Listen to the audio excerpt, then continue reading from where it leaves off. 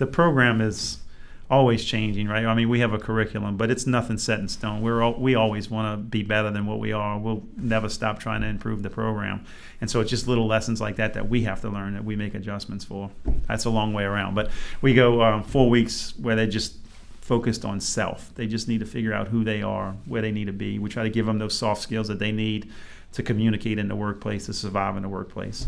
They'll come downstairs. They do 6 weeks in our kitchen.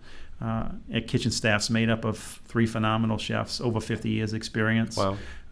They're only in there 6 weeks, so we're not turning any kid into a chef, right? We're trying to give them the basic skills to get their foot in the door. And then they'll spend 6 weeks on the floor of the restaurant training with 2 staff members with about 12 to 15 years worth of experience in the front of house. And that's a part of the program that's really overlooked. You know, it's like, oh yeah, they're going to go wait on tables. But for a lot of these kids, that's where they learn communications. When they first come into the building, there's never any eye contact. It's shake a hand with the head down and not look at you. It's not until they get on the floor of that restaurant where they learn how to communicate the proper way, to look somebody in the eye, to shake somebody's hand, to have a nice grip when you shake somebody's hand. So the floor of the restaurant is really important for us because that's where they grow as a person. They learn a lot in the kitchen, right? They learn to be organized. They learn to watch time, how to put a recipe together. But on the floor of the restaurant, that's where they learn to be a human being. And I was just telling your partner before we walked in, people think I'm crazy when I say this, but I could care less whether they go into the restaurant business when they graduate from Cafe Hope. The restaurant business was picked because there are a lot of opportunities, obviously, in New Orleans, but it also teaches a lot of other skills that are applicable to any job they want to take. If you can communicate, if you can stay organized, if you can learn to follow directions, you can go do anything in life.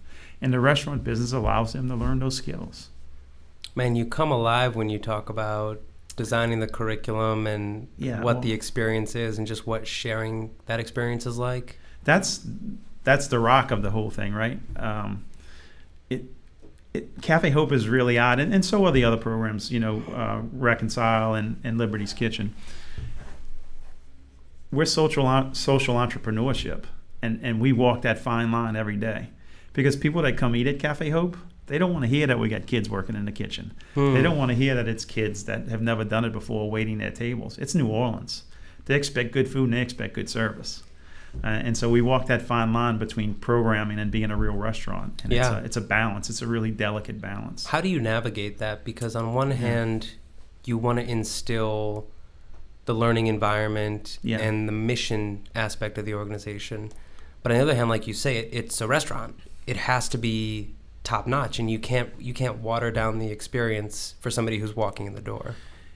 I think that's where your customers come into play, right? It's really important that we attract people who understand where these kids have been. It's really important that we attract customers who aren't going to judge them because they've never walked in these kids' shoes before. And we get those people.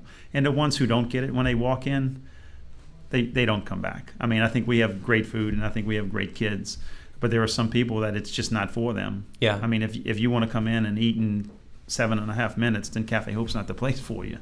And I think that's just part of the charm of programs like Cafe Hope.